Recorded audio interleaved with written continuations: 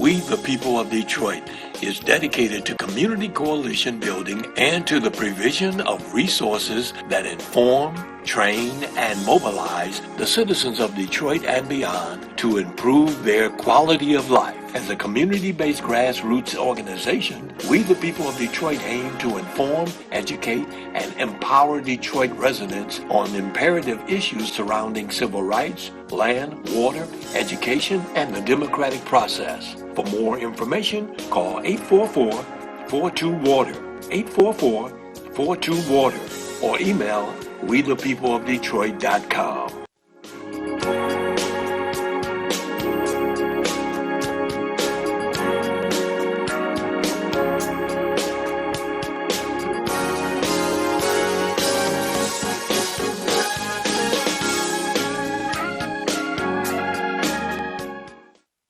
Wake up, Detroit. I'm Joanne Watson, and this is your wake-up call.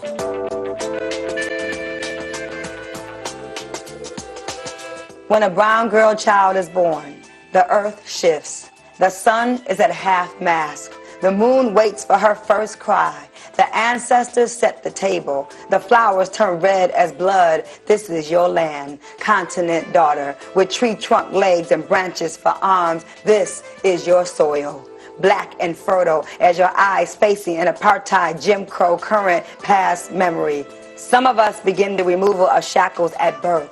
We grow into the armor of struggle quickly. We brew courage in our tea, blend bravery into our Sunday dinners. Joanne Watson, you understand nation building is not a part-time job. This dedicated life is sometimes lonely, a vulnerable choice, but it is the only way you know how to operate. You are wired for the movement in your black women bones, even when tired, still fighting, still organizing, still singing morning spirituals. You were born to lead, even in your own family, the eldest of 10 children born to Jefferson and Lestine. You made Damon, Nefertari, Stephen, Maya. Her children always knew she was larger than life. When you are a woman in the movement, you take the children with you on the journey. You bring the babies with you to your college classes. When you travel to Ghana for the first time, it will be with your daughters in tow. When you are a fearless, nationalist thinking mama, mothering never stops with your own babies. 30 godchildren and mentees across the globe. The daughter of a ministering mother is already ordained for good trouble. A seer, a prophetic young student preparing for her lifelong role as servant to her own community.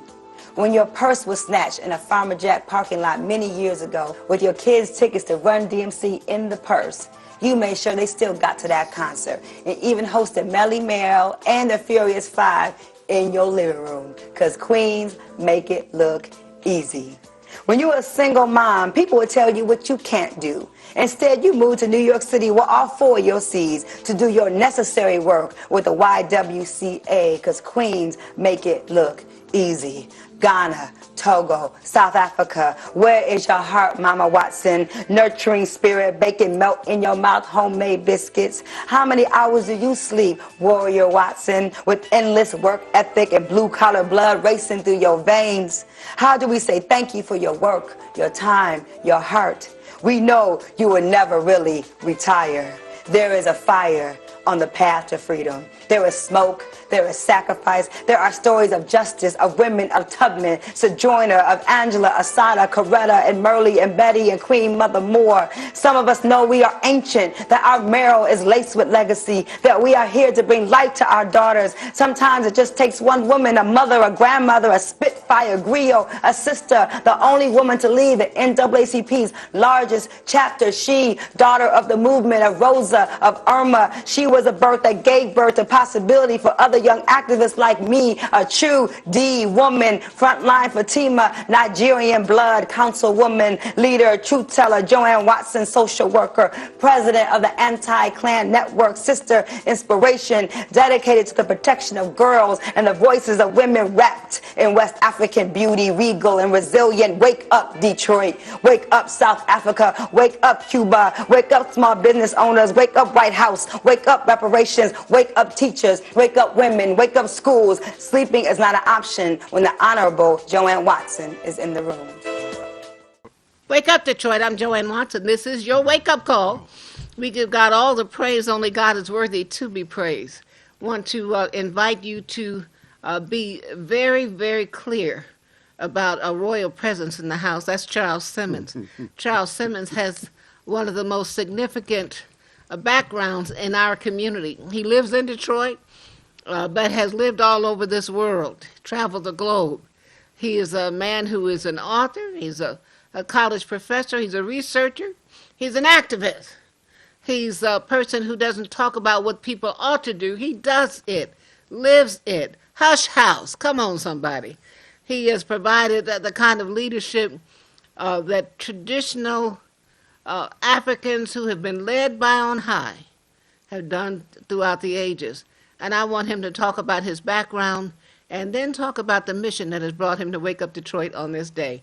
Let's welcome Charles Simmons. Amen. Thank you so much. Legendary. Thank you so much, Sister Joanne, and still my councilwoman. My. My world leader. I first heard about you. You were in Africa working for Muhammad Speaks. That's right. I said, and he's from Detroit? Yes. Oh, I got excited. Because I'm in love with Detroit. I was born here, and I've had a love affair with Detroit ever since I've been here. I just love my city. Well, I was born on the border of River Rouge in Detroit. Come on, somebody. on Beechwood Street. I was born in one of the 19 black hospitals Detroit used to have. Yeah. And I hold on to it. It's a disgrace we don't have any black hospitals now. That's right. That's right. So tell us about what has led Charles Simmons to this revolutionary path, this journey, this pilgrimage, and also pay homage to your beautiful wife, who we want to also honor with her wonderful work in our community. Thank you so much. My grandparents are probably take the major responsibility for my long time misbehavior. Now, what did you call them? Big Mom and Big Daddy, or Grandma, Grandpa? Those I didn't, but I had a grandmother also in River Rouge, okay, who was Big Mama. Uh-huh. The ones in Detroit were Mama and Daddy. I got you. My mother also lived in River Rouge. Yes. And in fact, on the street that they lived on, Superior, about half the people on the block were family. I love it. On both sides. I love it. And I many love of them it. were from Arkansas, some from Georgia. You better say it. My. So I grew up in a southern community in the Detroit. Village. In Detroit. Come in the on village. Now. And they all attended King Solomon Baptist Church, and well. Detroiters. So my grandmother... That's historic King Solomon Baptist. I don't want Yes, people to miss yes, that. yes. That's where Malcolm X That's right. gave 2 magnificent presentations to the world. That's right. Message to the Grassroots. And Ballad of the Bullet. I was there for both of those. Come on now. Yeah. But my grandmother, Annie Maybelle Wright from Georgia, she taught Negro history at King Solomon. Wow. And at home.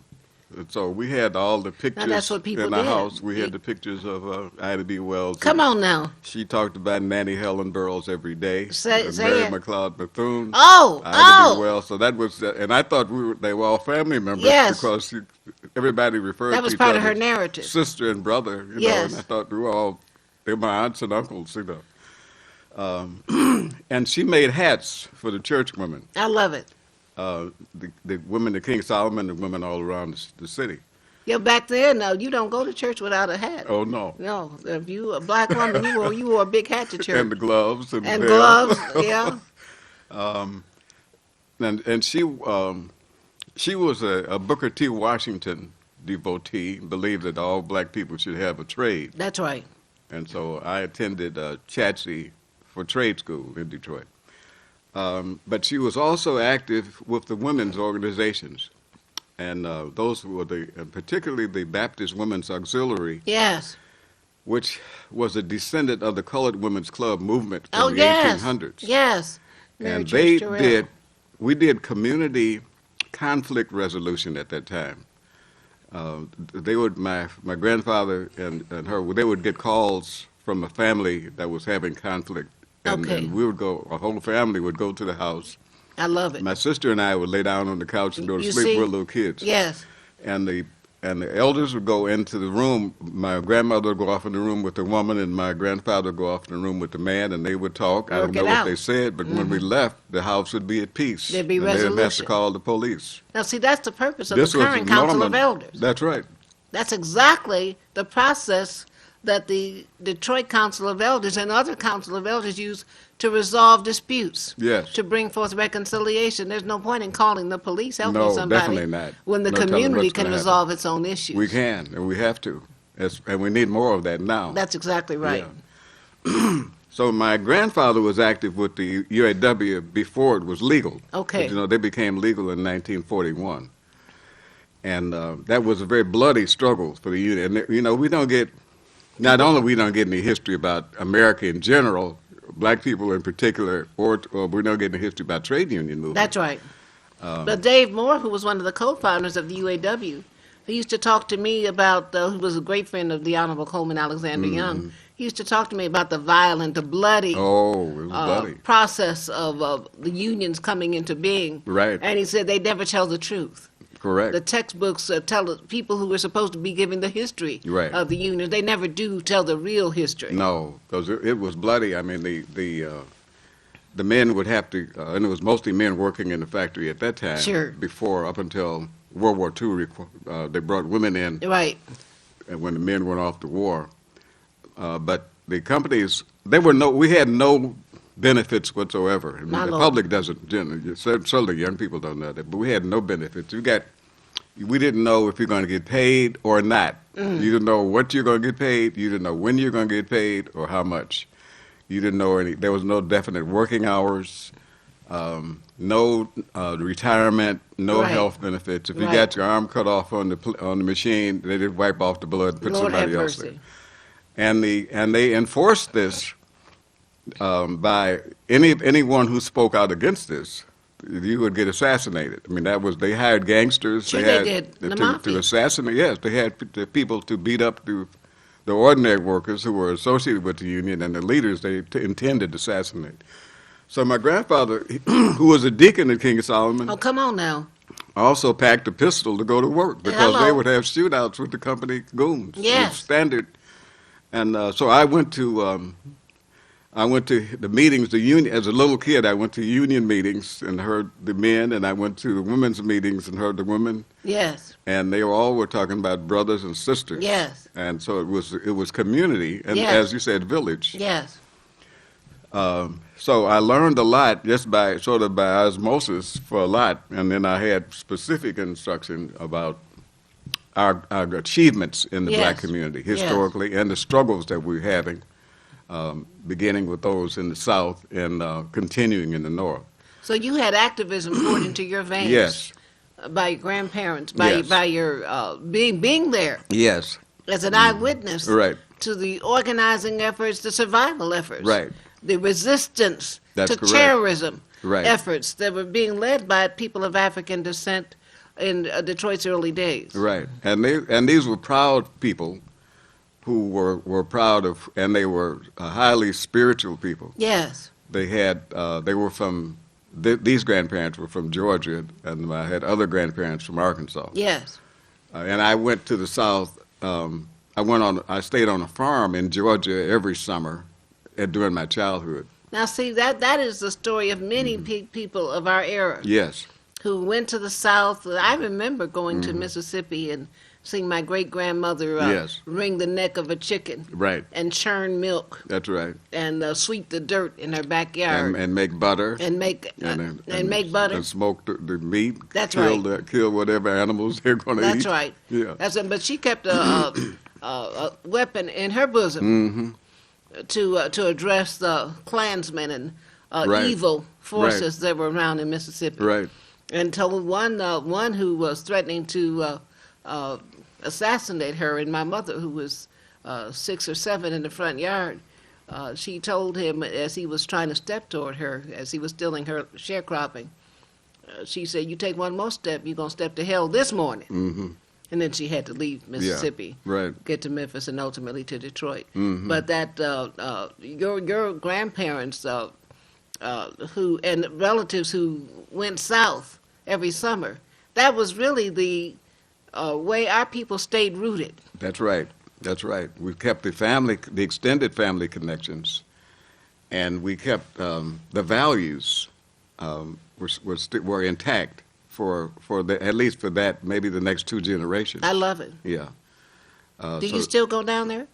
I haven't. I try to get to Georgia at least every few years, but I do go, and I have friends also in Riceboro, Georgia, a small town near Savannah, and they have a Black History Museum I love called the Geechee Kunda, Oh, come on now. and it's on the plantation where that family had been enslaved. Wow.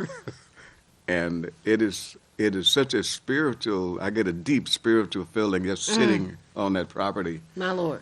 A great spirit. Mama. Come on now. From you feel the ancestors. You can feel them. And I remember the church experience as a child in the country. The wooden church that was built up on top of bricks, Yes. and how when they were singing the spirituals, they patting their feet. That's the building, right. You could hear the building, feel That's the building right. move. That's right. So, and the camp meetings, they call them, when they annually they get all the churches in the region together and have these big celebrations and picnics, food from as far as you could see. Sure. And love, Yeah. just so much love. Yeah. And on the farm, I just loved being on the farm. I was too young to do any serious work, but they were picking cotton and all the vegetables and everything, and so we got an appreciation of where food came from. That's right. And I remember Ed Vaughn used to say that people in the city don't know where food comes. They think it grows in the cans and My. which is true. So, and then on the other hand, in River Rouge, I had the experience of one of my great aunts ran a nightclub from her house. I love it. And so she had everything going on in the nightclub. It was 24/7, and she was my babysitter. So, So you had so my mother told me that she came home once to pick me up, and my aunt was wiped out with the alcohol, and so she said she had to take me to my church parents, to my church family, and that's why I came to Detroit. I love it. I love it. But I would still go back and forth to from River Rouge and Ecorse in Detroit. But I felt so much love growing up. Yes. I never experienced any poverty, and when I saw it, it hurt me so deeply to see Yes. people suffering. My Lord. And my grandparents would always they would serve people who came, the homeless people who came to the house. Yes. And this was right after during and after World War II. Yes. Men were still riding the rails. Yes. And so they would get off. And my mother and stepfather had a business in River Rouge, which they got a loan to build an apartment building with a grocery store in the basement. I love and it. they got the loan by accident because the credit union, they didn't give loans to black people for businesses, but they thought that they were white. So somehow they made a mistake and Look gave at them the God. loan. Look at God. But they, when homeless people came to the house, they always had food prepared. You Sure. do some certain amount of work for dinner, or, Yes. and they would work in the car wash and get back on the train and go to the next place. But we had a feeling that we had a duty Yes. to serve and to lift up. And I remember my grandmother saying their slogan in the women's organizations was we lift as we climb. That's it. Well, you we know lift what? as we climb. That slogan was often used by the Honorable Dr. Mary McLeod Bethune. Yes, yes. One of my mentors was Dr. Dorothy Irene Height, who Yes. was mentored directly by Dr. Mary McLeod Bethune. And Dr. Height often quoted Dr. Mary McLeod Bethune that we lift as we climb. Yes, that was the slogan Don't from do the colored. anything by yourself. That's right. Lift that was as you the climb. slogan from the Colored Women's Club movement. Come on, somebody. And that was a household name. Mary McLeod Bethune was a household name. National As I Council of said, Negro I Women thought that she founder was and an advisor to 6 presidents. Yes, yes. Nanny Helen Burrow had the same type of stature in Georgia, and she had she operated nationally also as an educator. So I heard, and then also at King Solomon, Reverend Boone at that time, Reverend T.S. Boone was Yes. the historian for the National Baptist Convention. Yes. And which I learned later, he was close to Carter G. Woodson. Oh, yes, he was prolific. And And Dr. Carter G. Woodson, when he founded what is now known as African American History Month, when he started the Association for the Study of he was working on the history of our people. yes, The vice president of that group was Dr. Mary McLeod Bethune. is that right? They worked hand in hand Okay, to ensure that Right. Negro History Week right. and ultimately now African American History Month will become a reality. And they chose February because it was the birth month, a selected birth month of Frederick Douglass. Yes.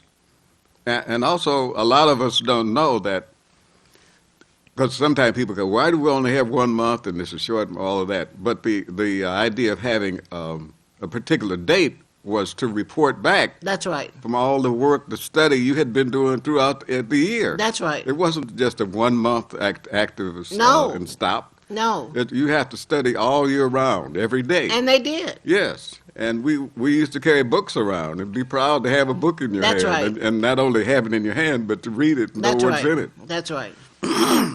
And I saw that particular habit went all through the 60s and 70s. People were walking around with books That's in the right. community, you know. I remember, when that movie came out, The Boys in the Hood, there were Yes. also, people had T-shirts. I was in California at that time, and they said, books in the hood, Yes. you know. That's right.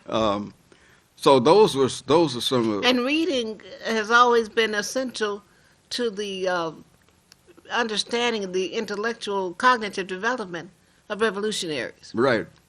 You don't assume you know everything, so you read. Right. You gather knowledge. And life is a constant flow of knowledge. I mean, we have to study continuously. That's exactly right. When you stop learning, you're dead, really, mentally. Huey P. Newton, known he and Bobby Seale, of course, founded the Black Panther Party. Huey P. Newton read all the time, Yes, incessantly. right. He was a reader. And Paul Robeson, who I think was the brightest man who ever lived, was a The reader. tallest tree in the forest. Come on, somebody. Yes. He could come to Detroit when he couldn't go anywhere else. That's right. That's right. Charles And, Hill would welcome him here, and his bodyguards were the Honorable Coleman Alexander Young. Right. And Dave Moore, who I mentioned earlier, was a co-founder of UAW. And Councilwoman Irma And, Henderson. Mother Henderson Yes. would host Paul Robeson at her home, Mm-hmm. and she would bake an entire beef brisket just for him. Beef briskets take a long time to Yes. bake, so she would invite neighborhood children Yeah. to sit at his feet Right. while he waited for that brisket to get ready in Mother Right. Henderson's house. Mm-hmm. I remember the first time I heard about Paul Robeson, and it was at home, and it was probably one of the times that he had come here, there were so many controversies. They were always attacking him. Yes, The establishment was always attacking that's him. right. But on this particular occasion, it was on the radio, and they said something negative about him. And my grandmother just was infuriated, and I don't remember seeing her so angry. And I asked her what the problem. She said, they're lying about Paul Robeson. My Lord. And she was so angry I didn't want to pursue anymore, but I asked my sister about it, who he was. And she had a book. My older sister had a book, Here I Stand. My. But I started, that's when that made me interested in learning about him, because Yes. I saw the impact it had on my grandmother. And she always spoke so highly of Robeson. He was magnificent. Dr. For his Charles H. Wright, politics. founder of the Charles H. Wright Museum. That's right. He was a great historian on the life and legacy of Paul Robeson. He loved talking about, reading about, and sharing Yes. information about Paul Robeson. I remember his article. He used to have articles in the Chronicle about Yes. Paul Robeson. Yes. Yeah.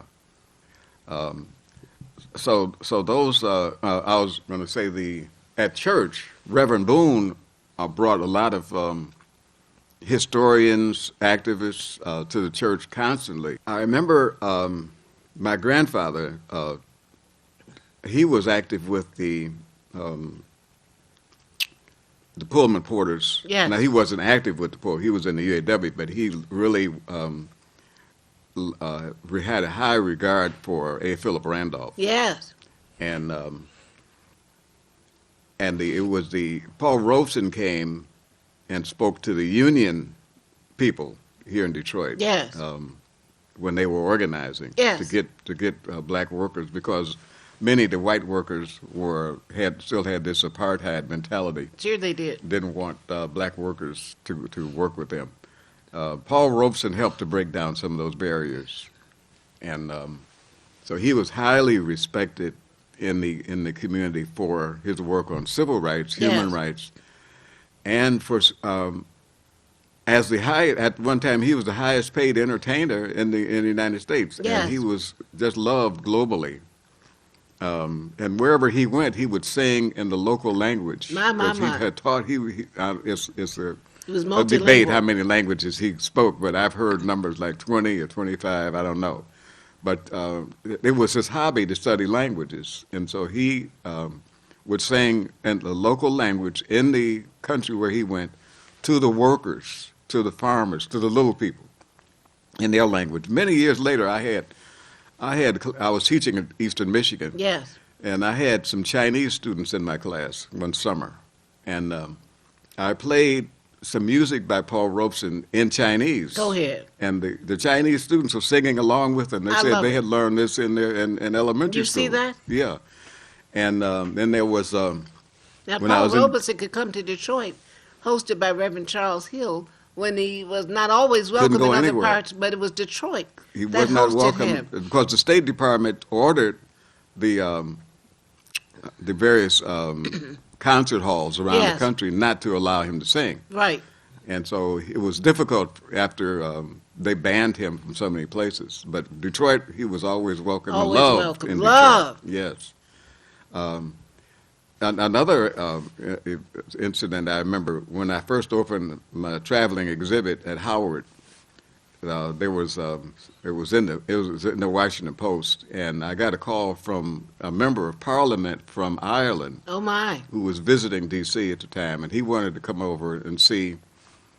I had signs about segregation. I had segregation signs, and I also had a sign that said, "No Irish need apply." My. And he saw that sign. He wanted to come over and see it, and he said that he was the president of the Paul Robeson Friendship Society in Ireland. I love it. This was in 1987, 88. I love it. Yeah. You see, now that's the part of history that never gets told. Right. And I've heard that from people around the world talk about Paul Robeson. No matter what country, he had the popularity that Muhammad Ali had Yes, later. yes.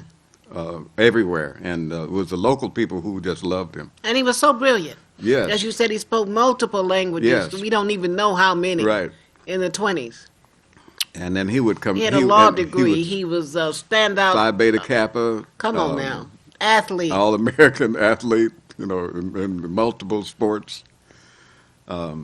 He was so brilliant, they really couldn't categorize his No, brilliance. no. His genius And his, was as beyond the acting, capacity. Shakespeare, Othello, Come on now. everything. Yes. And he was down to earth. Yes. Wherever he was with the local people. Yes. Yeah. So those are some of the forces that inspired me as a child. And I had a setback in high school. For whatever reason, I was clowning around, and I was in this electric shop, and I was playing that day, which I should not have been doing. It was very dangerous in electrical. You can imagine in an electric shop you playing. I was 16, I guess, and the teacher, it was a white male teacher, shouted at us, 3 black boys. He said, he cursed and said, "The only reason you all are here because you're too blank dumb to do anything else." My Lord. And that froze me. That stopped me in my tracks. I went straight to the counselor. I said, "I got to switch to college prep." And she said, "You can't change to college prep because you didn't pass some exam." And so I went and told my grandmother. Uh-oh. I called Annie Wright, and she put on that big hat Uh-oh. and went downtown the next morning. We went on. Were you in college prep? I was that Friday. We went Friday. I was in college prep on Monday. Come on, somebody. Come on, Grandma. Nothing like being a grandma's baby. And she was not well physically at that time. You know that she was in her late years, and but she was still fight. She was still a fighter. I love it. Till the end. I love it. So those are the kinds of lessons that I had without actually telling me how to act or how Yes. to serve. I just saw them do it. Yes. And so those are the things that inspired me. And then I was in the Air Force right after. I was 17 years old in the Air Force. And I thought that the purpose of the military was to defend the country. Right. I didn't know anything about international affairs. I did know about white supremacy and Right. racism, but I Right. didn't know about international affairs. And so I had just had a course at Chatsey about in my senior year about the Korean War. I was very much interested in why we were fighting in Korea. I couldn't understand. I would just like today you hear the news about the battlefield reports, but you don't get an understanding of why are we in the Ukraine or why are we promoting a war in Ukraine. Right. And so I was asking those kind of questions, and the teacher said that we were there for justice and democracy and the American way, all the stuff that they say about Superman, you know. And so I accepted that. But then when I got into the Air Force, I was asking the GIs who had been in Korea Yes. their experiences, and they had a totally different Oh, report. my. And they said that they had gotten beat up in Korea and wanted to get out of there so bad, Oh, my.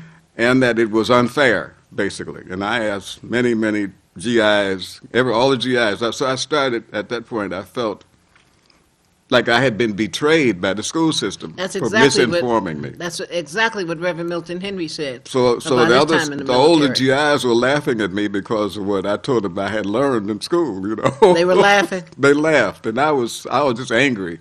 So I said, I've got to start studying from scratch. I got to learn everything all over again. Yes. And so I did my own survey among GIs, asking them wherever they had been, what they were doing, and the reason. Yes. Either they didn't know, or they said it was totally different than whatever the government was saying. Uh-huh.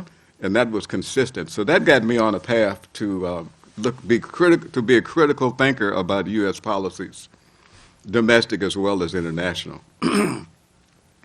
While I was in the Air Force in '59, the Cuban Revolution took place, and the Algerian Revolution was going on. And I heard about Patrice Lumumba in the Congo because I saw the news about them taking Patrice Lumumba out and killing him, and the people in Harlem rebelled. They stormed the United Nations, and I didn't understand all of it, but I was curious. I wanted to know what was going on. And at the same time, because I was still a teenager, Yes. the military, they were recruiting the teenage kids who were in the military to go to Vietnam in civilian clothes, because they were saying that this was a secret war. We weren't there. And so I saw Fidel come to the United Nations, and I saw him with Malcolm X. And I said, well, if Malcolm likes Castro, I can't be fighting the Cubans. Come on now. That was all I understood. I didn't know the reasons, but I said, well, Malcolm is telling the truth. That's it. So, That's it. So I was just talking. I hadn't made a declaration. I was just talking to other GIs, and they were saying they were going to go into Vietnam and get $50 a month extra for hazardous duty pay. And the sergeant told us, if you go to Vietnam, you'll get extra money, you'll get more promotions, and you'll get women. And likely get killed. Lots of women. My. This is what they were telling us. Yes. That was the mantra they were selling. Yes, right. So I was thinking, well, why is he not? I knew we were a big power, had an immense military force. Now, why would we be attacking a little country in the Caribbean with 7 million people that barely had some security guards? And they were talking about actually going, and I was in Strategic Air Command. We had these big B-52 bombers and stuff, nuclear weapons. And they were talking about bombing this little island. I said, well, this is not fair. They're no threat to us. That's right. If communism is the problem, well, we're not fighting the Russians. I wasn't a pacifist. Right. I wasn't a pacifist, but I didn't want to be a bully. Right. And Vietnam was the same. A small country, mostly farmers, on the other side of the planet. Why were they a threat to me? And I heard, again, the civil rights, well, the Nation of Islam people were saying that this is totally unfair, and we're being bullies. That's right. And completely false information we're getting. And I learned that Honorable Elijah Muhammad had opposed World War II, and he was in prison. Yes. So the more I began to learn about Malcolm and others of the civil rights people, and I didn't hear him myself, but I heard other GIs who were coming from around the country talk about Malcolm. And then I began to hear about Robert. In fact, Robert Williams' name came up My. when I was at King Solomon. Negroes with guns. And I remember the great Robert Williams. Thurgood Marshall came to King Solomon. Yes. Right after Brown versus Board of Education. Yes. And I remember him, he was recruiting for the NAACP. I joined the youth chapter. And I heard, the first meeting I went to, I heard people talking about Robert Williams. And there was a debate in the NAACP leadership about whether or not they should allow Williams to remain the president of the NAACP in Monroe.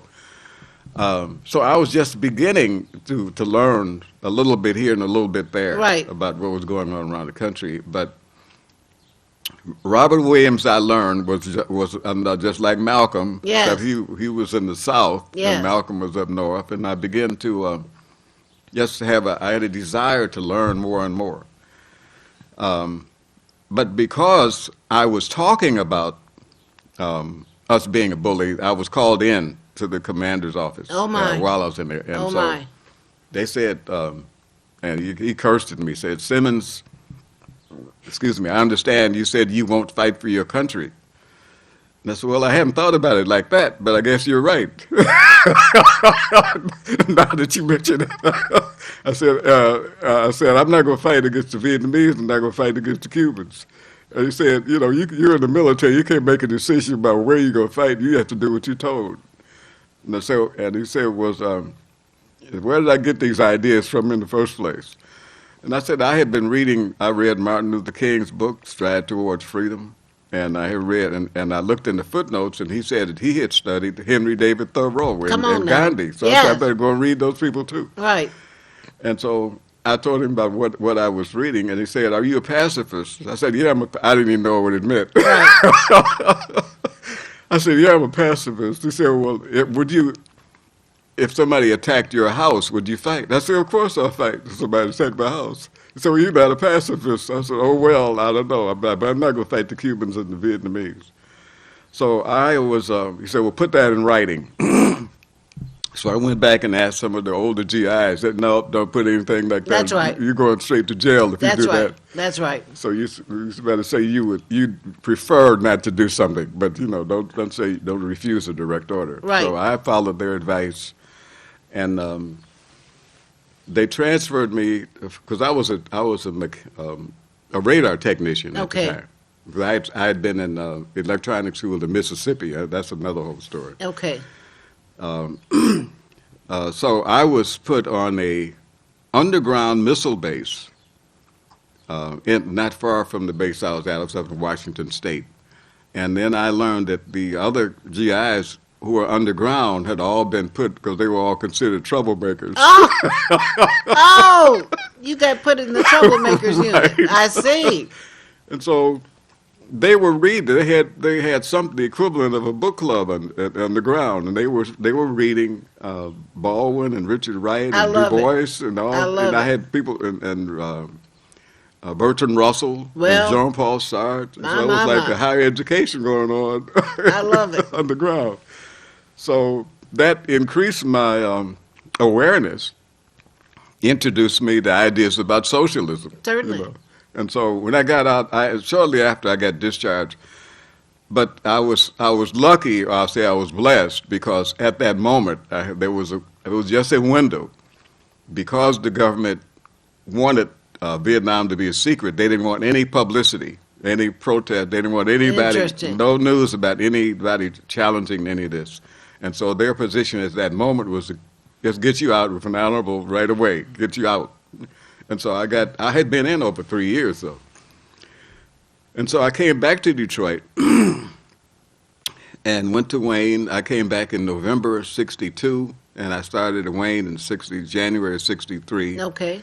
and met Ken Cockrell, My. Rufus Griffin, My. John Williams, John Watson, Mercy. Luke Tripp. Mercy. The cavalcade of radicals. Yeah, Chokwe Lumumba. Oh, Chokwe. Mercy. Adam Shakur. Oh, So My we all hero. formed an organization called Uhuru, uh-huh. from the Swahili word for freedom, from the freedom fighters in Kenya who Yes. were fighting for independence from the British. So we adopted that word, and we started. It was about 12 of us. We began to protest about segregation in Detroit, and at the supermarkets and wherever Go ahead. and not to mention police brutality, Lord. My. And then we met with. They already knew the people from GOLD, Group on Yes. Advanced Leadership. Yes. Melton Henry then, Mercy. and Imari. Mercy. And, the Boggs. Yes. We called him Reverend Clegg. Come on That's now. in those days. So they were sort of our mentors. Yes. And they were older people to us. We were all about 19 or 20. Right. But they gave us some good guidance, and whenever we got in trouble, they would protect us. Melton Henry would come and get us out of jail. My. But we studied, and we were comparing what was happening locally with what was happening globally. Say that. And that's something that I wanted to talk about today. How important, and this is what Robeson was doing. And Mary McLeod Bethune also, because she traveled widely. Remember, she was in India, That's right. and she wrote about it in the Negro newspaper, Chicago Defender, for example. You would read, and I saw all these magazines, all these newspapers in the barbershop. Yes. There would be an article by Mary McLeod Bethune, Langston Hughes, Yeah. Richard Wright, Yes. the president of the NAACP, Walter White. Right. They would all be on the editorial page. Mm-hmm. And so the black press was a champion of education and civil rights. And in the barbershops I went to, the Pullman porters would bring in newspapers from all around the country Yes. and put them down on the table, and then you couldn't be in a discussion. And I was looking at the older men. You couldn't be in a debate unless you had read the newspaper. That's right. You see, and you had to have some data. No, see, but that's the kind of intellectual exchange Yes. that is missing now. Right, and these were community folks. These weren't college people. These Right. were ordinary factory workers. Right. And they were serious. Now there was also joking and stuff, but for the most part, it was serious business. Yes. What was going on in the community, Yes. and their role, because everybody had a role to play, either in supporting or an organization or giving some type of leadership. That's right. Everybody had a role to play in service. So Uhuru evolved slowly. Well, while I was in Uhuru, we got invited to go to Cuba in 1964. And the people who invited us had been the previous year. And I learned that Robert Williams was in Cuba with his family, Yes. Mabel Williams and the two boys. Castro had given them political asylum, Sure. and they escaped from North Carolina through an underground railroad Yes. process, Yes. and ended up in Cuba. But in order for us to get there, we had to go from Detroit. There were four of us from Uhuru who went: myself, John Williams, Kenneth, Luke Tripp, Charlie Johnson. The four of us. We were all students at Wayne. Oh, Yeah. General Baker, of course, can't leave General out. We were given. They sent us a letter saying the trip was canceled, and that meant for us to go to Chicago. So we got to Chicago and checked in this hotel, and then we got a notice to come to go outside and talk to somebody. And so he tells us that we're going to Philadelphia. Oh, In Philadelphia, we meet up with some other people going on the same trip, and then we got a plane to Paris. wow. From Paris, we met in Paris. We met people from the southern part of the United States and the West Coast. So they end up there, almost 90 of us, students Yes. from all, it was interracial. About 10 black students in the group, maybe 10 Puerto Ricans, and a couple of people from Mexico. We went from Paris to Czechoslovakia. Wow. In Czechoslovakia, the Cuban plane picked us up, and the ambassador from Cuba was there, and he was about as black as this. Wow. And I said, "This is Cuba, the representative from Cuba, it was a black man." And in the airports, I see all these black pilots in Paris. Go ahead. I said, "Where are these people coming from?" And they were from the Air Ethiopia and Air Senegal and Air, all Right. the free African countries had their own airlines. And they were walking around and looking proud and elegant. I said, "Wow, we don't have this in the United States." Anyway, we went from Czechoslovakia to Ireland, Wow. then to Newfoundland, then to Cuba. Wow. It took us about a week, it seemed, to get 90 miles from the United States because of the lies that the United States tells about and continues to tell about Cuba and to the American people. So I said, well, if they're telling all these lies, there really must be something here that's important. That's right.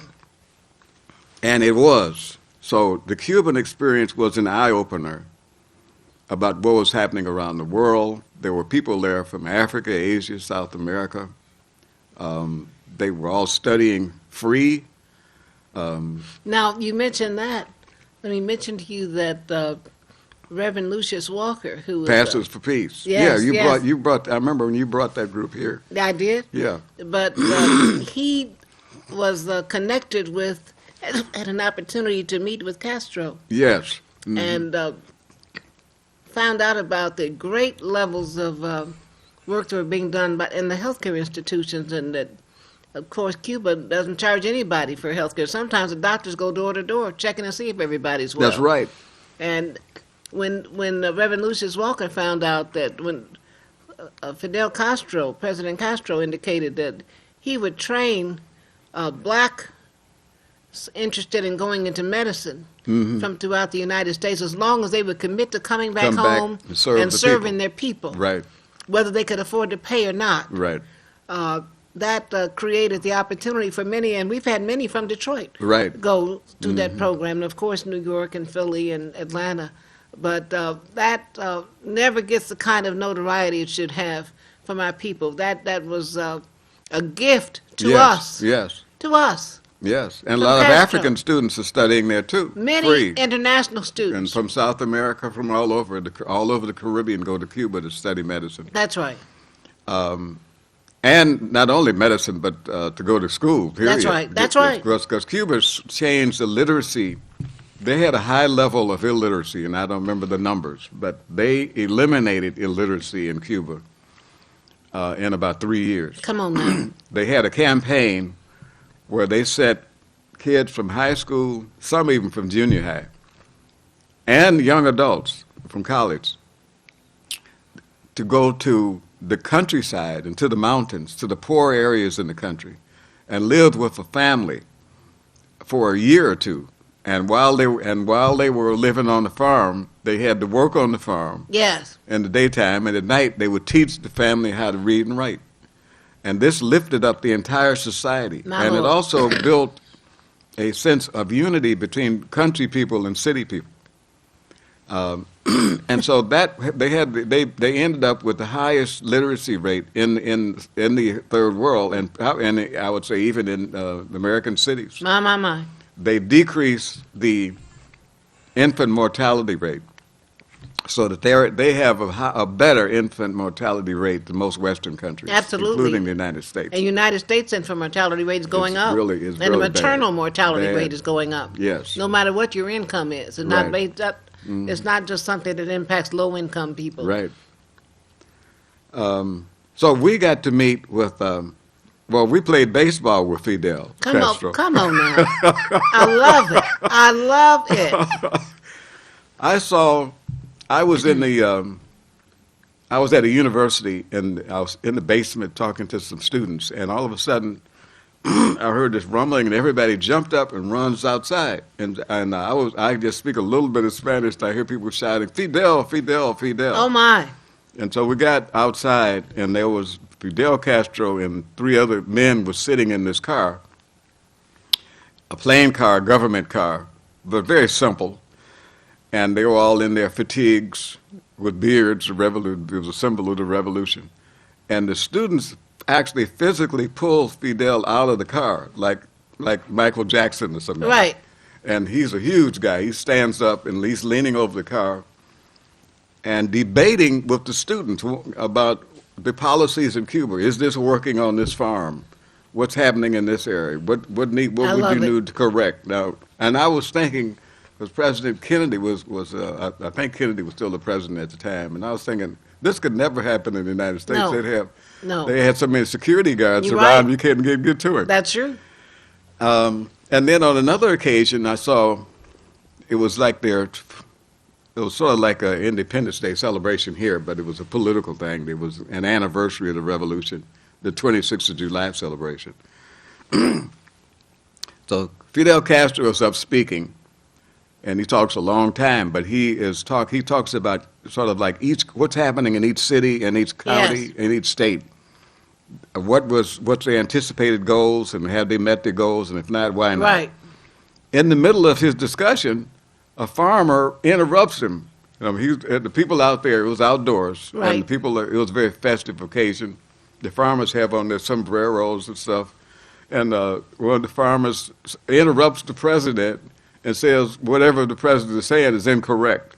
Said, this is not happening in my village. Oh. Said, we imported some cows from Ireland, and they were supposed to mix with the cows local and to produce better milk or something. And he said, that's not happening. Castro stops and has a one-on-one conversation with the farmer. I love it. Now, where else would that happen? And then goes back to his speech. The farmers stop him. I want our viewers to know and to feel honored by the magnificent history that has been shared with us by the legendary revolutionary warrior, Mr. Uhuru, Charles Simmons. Thank you so much, my sister. You have honored us with your presence, with your power, with your commitment, with your activism. I love the stories of your grandparents. Who fueled activism into you. Yes, and I still feel commitment. that strong spirit. Now. We thank God. Thank God. We thank God that you are here. Yes. And the Lord has sustained you and provided the kind of example for our community that everybody needs. The legendary revolutionary warrior, Thank you so much, Charles Simmons. my revolutionary sister. Very special guest Reverend. on Wake Up Detroit. Wake up.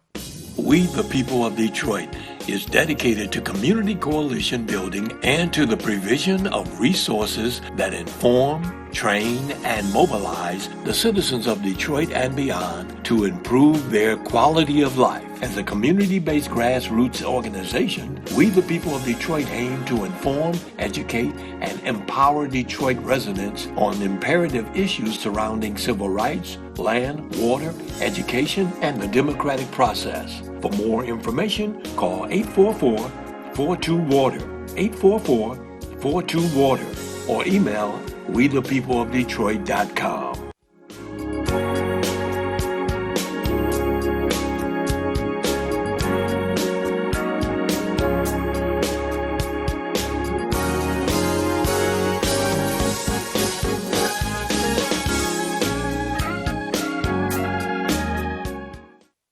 Wake Up Detroit. I'm Joanne Watson, and this is your wake-up call.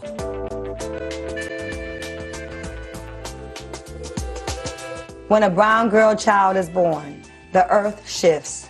The sun is at half-mast. The moon waits for her first cry. The ancestors set the table. The flowers turn red as blood. This is your land, continent daughter, with tree trunk legs and branches for arms. This is your soil, black and fertile as your eyes facing an apartheid Jim Crow current past memory. Some of us begin the removal of shackles at birth.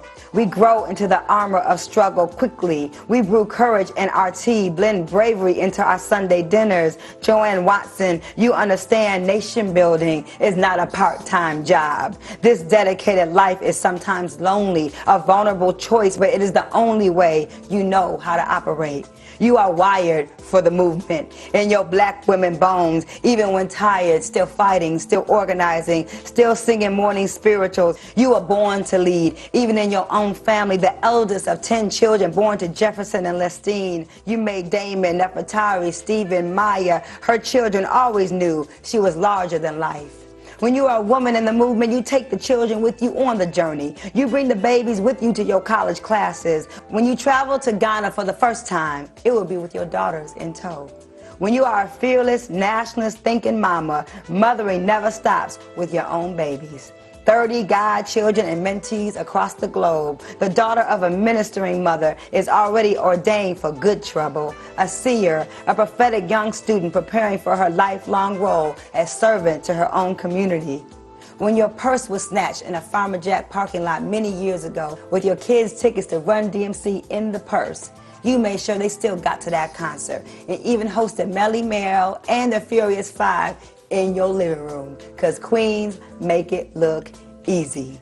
When you're a single mom, people will tell you what you can't do. Instead, you move to New York City with all 4 of your C's to do your necessary work with the YWCA, because queens make it look easy.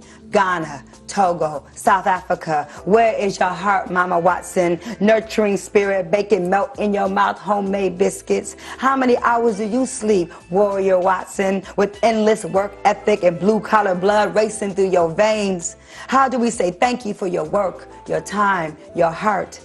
We know you will never really retire. There is a fire on the path to freedom. There is smoke, there is sacrifice, there are stories of justice, of women, of Tubman, Sojourner, of Angela, Asada, Coretta, and Merle, and Betty, and Queen Mother Moore. Some of us know we are ancient, that our marrow is laced with legacy, that we are here to bring light to our daughters. Sometimes it just takes one woman, a mother, a grandmother, a Spitfire, griot, a sister, the only woman to lead the NAACP's largest chapter. She, daughter of the movement, of Rosa, of Irma. She was a birth that gave birth to possibility for other young activists like me, a true D woman, frontline Fatima, Nigerian blood, councilwoman, leader, truth teller, Joanne Watson, social worker, president of the Anti-Klan Network, sister, inspiration, dedicated to the protection of girls and the voices of women wrapped in West African beauty, regal and resilient. Wake up, Detroit. Wake up, South Africa. Wake up, Cuba. Wake up, small business owners. Wake up, White House. Wake up, reparations. Wake up, teachers. Wake up, women. Wake up, schools. Sleeping is not an option when the Honorable Joanne Watson is in the room.